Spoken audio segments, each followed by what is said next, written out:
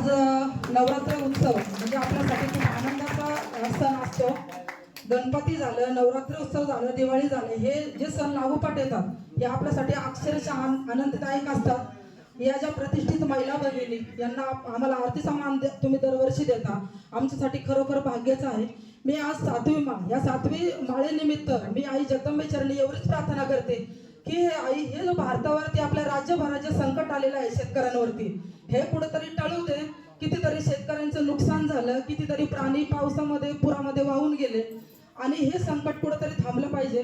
खरं तर हे पावसाचे दिवस नाहीये, तरी सुद्धा हा पाऊस मोठ्या प्रमाणात येतोय आणि कितीतरी ठिकाणी, कितीतरी जिल्हे, कितीतरी तालुक्यामध्ये, जगभरात मला तरी चालेल एवढ्या ठिकाणी या पावसाने धुमाकूळ घातलेला आहे की जगदंबे चरणी एवढीच प्रार्थना करते की हे शेतकऱ्यांचं संकट टळू दे.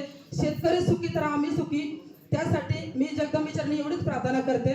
आणि पुन्हा एकदा नवरात्र उत्सव हा सण एक चांगल्या पद्धतीने साजरा झाला, दरवर्षीच होतो. होमाचा कार्यक्रम झाला, त्यासाठी मी तुकाई माता मित्रमंडळाचे खूप खूप आभार व्यक्त करते व आमच्या भगिनींना जो आरतीचा मान दिला त्याबद्दल मी आपले लाख मोलाचे आभार मानू या ठिकाणी थांबते. धन्यवाद.